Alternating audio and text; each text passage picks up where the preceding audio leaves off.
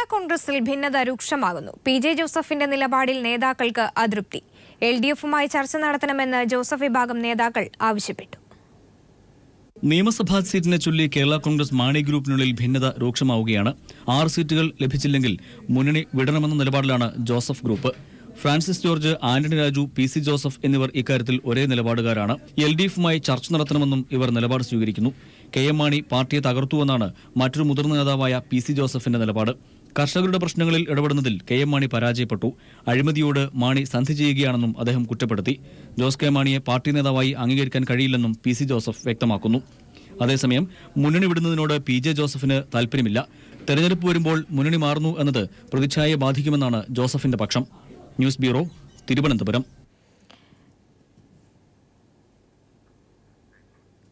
People exclusive വികസനത്തെ അപ്രസക്തമാക്കുന്ന അഴിമതിയാണ് കേരളത്തിലെന്ന് മുതിർന്ന കോൺഗ്രസ് നേതാവ് പന്തളം സുധാകരൻ. വികസനത്തിനൊപ്പം അഴിമതിയും നിറഞ്ഞു നിൽക്കുകയാണ്. സോളാർ കേസ് സർക്കാരിന്റെ പ്രതിച്ഛായ തകർത്തു. മദ്യനിരോധനമല്ല, മദ്യവർജനമാണ് വേണ്ടതെന്നും പന്തളം സുധാകരൻ പറഞ്ഞു. കേരളം പ്രബുദ്ധമാണ്. ഏറ്റവും കൂടുതൽ അഴിമതി കേസുകളും ഏറ്റവും കൂടുതൽ വികസന പ്രക്രിയയും നടക്കുന്നത് കേരളത്തിലാണ്. ഒരു നാണയത്തിൻ്റെ 2 വശം പോലെയാണ്. ഒരു വശത്ത് അഴിമതി, ഒരു വശത്ത് വികസനവും.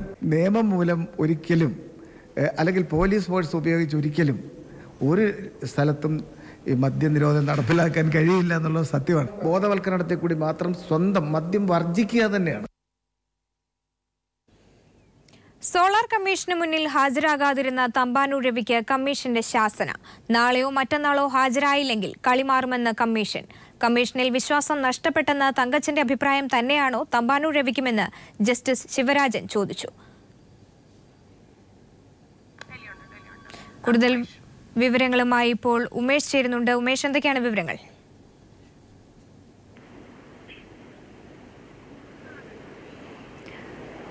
ഉമേഷ്, എന്തൊക്കെയാണ് വിവരങ്ങൾ? കേൾക്കാമെങ്കിൽ. തമ്പാനൂർ രവി ഇന്ന് ഹാജരാകില്ല എന്ന് ഇന്ന് രാവിലെയാണ് അഭിഭാഷകൻ അറിയിച്ചത്. ഇത് ഗൗരവമായി തന്നെ കാണുന്നു എന്നാണ് കമ്മീഷൻ പറഞ്ഞത്. UDF-ന് കമ്മീഷനിൽ വിശ്വാസം നഷ്ടപ്പെട്ടു എന്ന് തങ്കച്ചൻ നേരത്തെ പറഞ്ഞിരുന്നു. അത് ഗൗരവമായി കണ്ട തങ്കച്ചന് കമ്മീഷൻ നോട്ടീസ് അയക്കുകയും ചെയ്തിരുന്നു. ഈ ഒരു പശ്ചാത്തലത്തിൽ തന്നെയാണോ തമ്പാനൂർ രവി ഹാജരാകാത്തത് എന്ന് സംശയിക്കുന്നുവെന്ന് കമ്മീഷൻ പറയുകയുണ്ടായി. 1 മാസം കഴിഞ്ഞ് ഹാജരാകാമെന്ന് തമ്പാനൂർ രവിയുടെ അഭിഭാഷകൻ അറിയിച്ചു. എന്നാൽ നാളെയോ മറ്റന്നാളോ ഹാജരായില്ലെങ്കിൽ കളി മാറുമെന്ന മുന്നറിയിപ്പ് കമ്മീഷൻ പറയുകയുണ്ടായി. ഇതിനെ തുടർന്നാണ് ഭാര്യയ്ക്ക് സുഖമില്ലാതിരുന്നതുകൊണ്ടാണ് ഇന്ന് ഹാജരാകാത്തത് എന്ന് തമ്പാനൂർ രവിയുടെ അഭിഭാഷകൻ ചൂണ്ടിക്കാണിച്ചത്. 1 മാസത്തേക്ക് സാവകാശം അനുവദിക്കണമെന്നും ആവശ്യപ്പെട്ടു. എന്നാൽ അത്രയും നാൾ 1 മാസം സാവകാശം അനുവദിക്കാനാവില്ല എന്ന് അറിയിച്ച കമ്മീഷൻ എന്നത്തേക്ക് തമ്പാനൂർ രവിക്ക് ഹാജരാകും എന്ന് അറിയിക്കാനായി നിർദ്ദേശിച്ചു. ഇതേ തുടർന്ന് മാർച്ച് 15-ന് ഹാജരാകാം എന്ന് തമ്പാനൂർ രവിയുടെ അഭിഭാഷകൻ അറിയിക്കുകയായിരുന്നു. ഇതിനുശേഷം പോലീസ് അസോസിയേഷൻ അഭിഭാഷകൻ സരിതയെ ഇപ്പോൾ ക്രോസ് വിസ്താരം ചെയ്തുകൊണ്ടിരിക്കുകയായിരുന്നു. GR അജിത്ത് സംഭാവനയായി 20 ലക്ഷം വാങ്ങി എന്ന അടക്കമുള്ള കാര്യങ്ങൾ സരിത സോളാർ കമ്മീഷനിൽ മൊഴി നൽകിയിരുന്നു. ഈ പശ്ചാത്തലത്തിലാണ് പോലീസ് അസോസിയേഷൻ അഭിഭാഷകൻ സരിതയെ ഇപ്പോൾ ക്രോസ് വിസ്താരം ചെയ്യുന്നത്. ഇപ്പോൾ ഇടവേളയ്ക്ക് പിരിഞ്ഞിരിക്കുകയാണ്. ഉച്ചയ്ക്ക് ശേഷം വീണ്ടും ക്രോസ് വിസ്താരം തുടരും. KM ഉമേഷാണ് വിവരങ്ങൾ നൽകിയത്. നിയമസഭാ സ്ഥാനാർത്ഥി ലിസ്റ്റിൽ യുവാക്കൾക്ക് പ്രാതിനിധ്യം നൽകണമെന്നാവശ്യപ്പെട്ട് യൂത്ത് കോൺഗ്രസും KSUം കോൺഗ്രസിനുള്ളിൽ കലാപത്തിന് തുടക്കമിടുന്നു.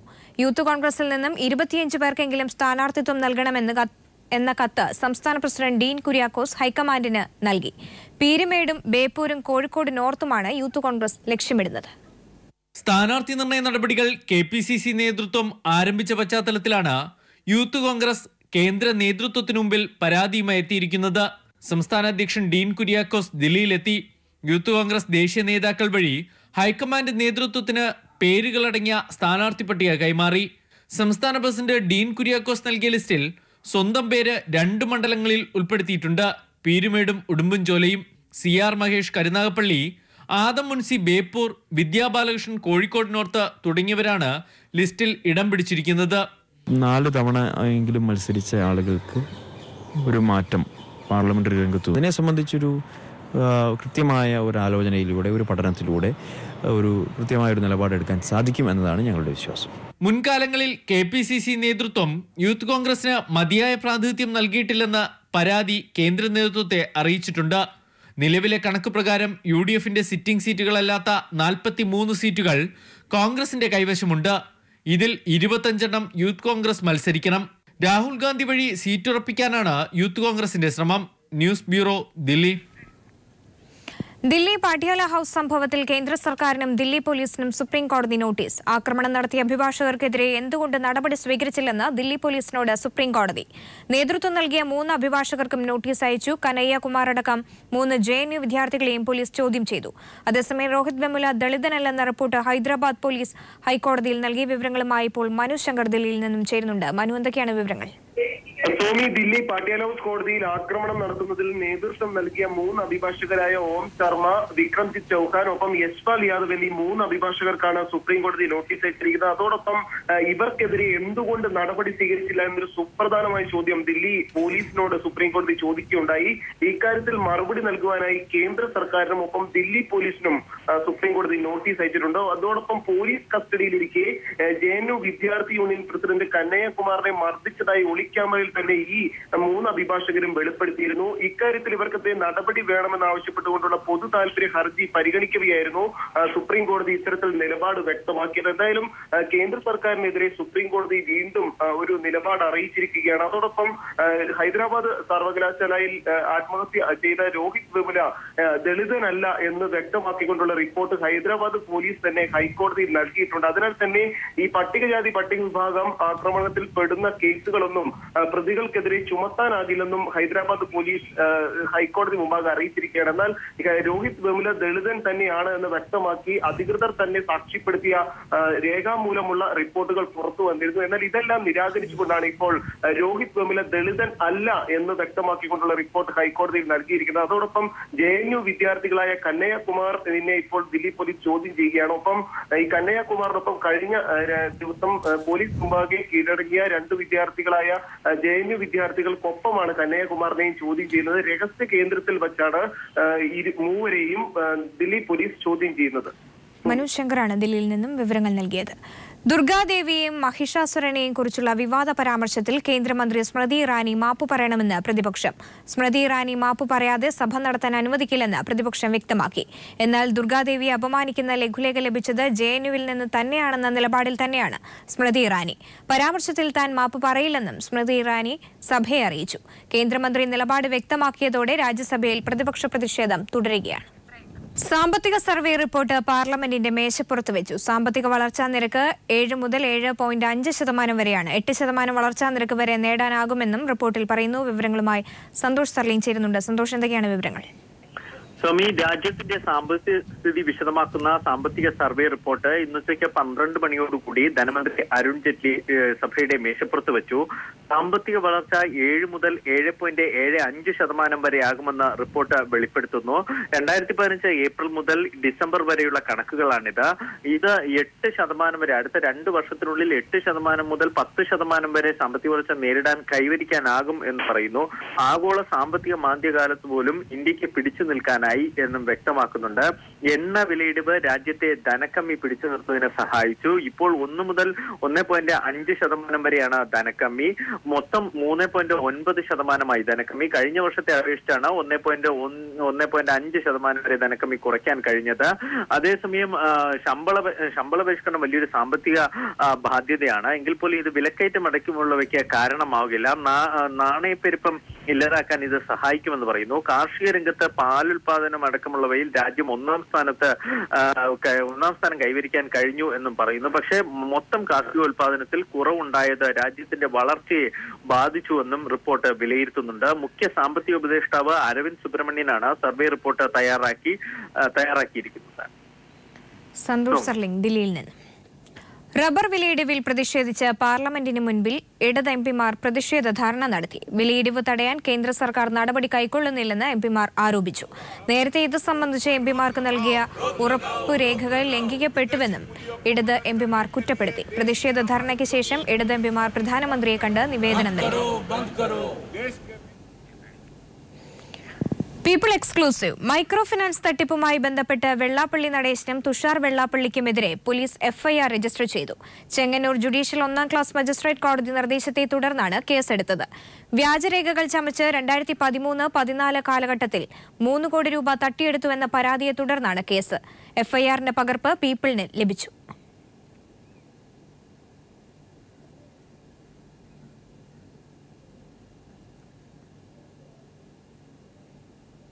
മൈക്രോ ഫൈനാൻസ് തട്ടിപ്പുമായി ബന്ധപ്പെട്ട കേസിലാണ് SNDP general secretary Vellappally Natesan 1-ാം പ്രതിയും തുഷാർ വെള്ളാപ്പള്ളിയെ 2-ാം പ്രതിയുമാക്കി ചെങ്ങന്നൂർ പോലീസ് FIR രജിസ്റ്റർ ചെയ്തത്.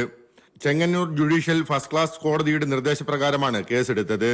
2013-14 കാലഘട്ടത്തിൽ വെള്ളാപ്പള്ളിയും തുഷാർ വെള്ളാപ്പള്ളിയും അടക്കം 15 പേർ ചേർന്ന് മൈക്രോ ഫൈനാൻസിന്റെ മറവിൽ വ്യാജരേഖകൾ ചമച്ച് 3 കോടി രൂപ തട്ടിയെടുത്തുന്ന പരാതിയുടെ അടിസ്ഥാനത്തിലാണ് കേസ്. SN ട്രസ്റ്റ് ബോർഡ് മെമ്പറും ചെങ്ങന്നൂർ SNDP മുൻ കൗൺസിലറുമായ സുനിൽ വള്ളിയാണ് പരാതിക്കാരൻ. മൈക്രോ ഫൈനാൻസ് തട്ടിപ്പുമായി ബന്ധപ്പെട്ട പരാതി പോലീസിന് നൽകിയിട്ടും നടപടി സ്വീകരിക്കാത്തതിനെ തുടർന്നാണ് പരാതിക്കാരൻ കോടതിയെ സമീപിച്ചത്. മൈക്രോ ഫൈനാൻസ് യൂണിറ്റിന്റെ മറവിൽ കൺവീനർ, ജോയിന്റ് കൺവീനർ എന്നിവരുടെ വ്യാജരേഖകൾ സമർപ്പിച്ച് യൂണിയൻ ബാങ്ക് കിടങ്ങന്നൂർ ശാഖയിൽ നിന്നും 4 ലക്ഷം രൂപ വായ്പ എടുത്തിരുന്നു. വായ്പയ്ക്കായി ഉപയോഗിച്ച വ്യാജരേഖകൾ പരാതിക്കാരൻ കോടതിയിൽ ഹാജരാക്കി. ഇത് പരിഗണിച്ച കോടതിയാണ് കേസെടുക്കാൻ പോലീസിന് നിർദ്ദേശം നൽകിയത്. മനഃപൂർവ്വമുള്ള ഗൂഢാലോചന, തട്ടിപ്പ്, പൊതുഖജനാവിന് നഷ്ടമുണ്ടാക്കൽ തുടങ്ങി ഇന്ത്യൻ പീനൽ കോഡിലെ 120B, 406, 420, 465, 468, 477, 471, 34 വകുപ്പുകൾ പ്രകാരമാണ് കേസെടുത്തിരിക്കുന്നത്.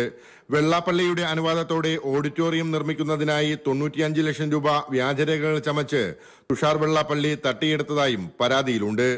അടൂർ SNDP യൂണിയന്റെ കീഴിൽ നടന്ന തട്ടിപ്പിന് സമാനമായ തട്ടിപ്പാണ് ചെങ്ങന്നൂരിലും അരങ്ങേറിയതെന്നാണ് പരാതിയിൽ പറയുന്നത്. Leslie John, Idukki.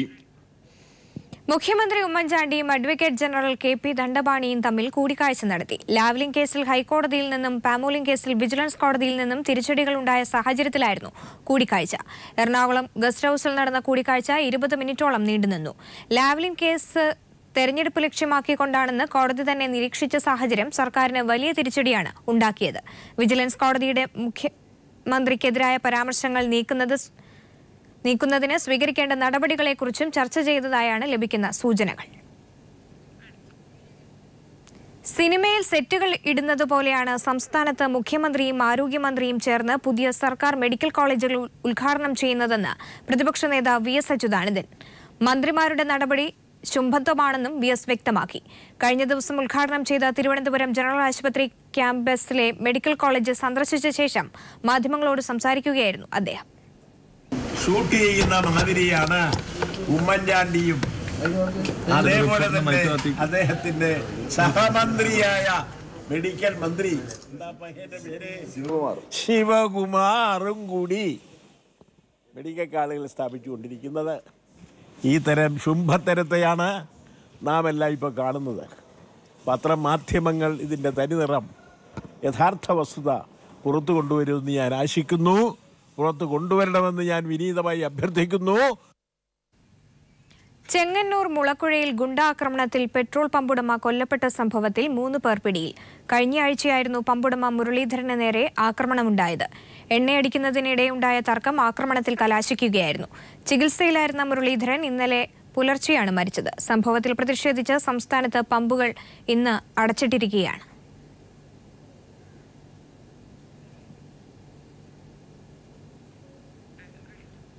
മാർച്ച് 11 മുതൽ അനിശ്ചിതകാല പണിമുടക്ക് ആരംഭിക്കുമെന്ന് ചരക്ക് ലോറി ഉടമകൾ. വാളയാർ ചെക്ക് പോസ്റ്റിൽ സൗകര്യങ്ങൾ ഒരുക്കുമെന്ന സംസ്ഥാന സർക്കാർ ഉറപ്പ് പാലിക്കാത്തതിൽ പ്രതിഷേധിച്ചാണ് സമരം.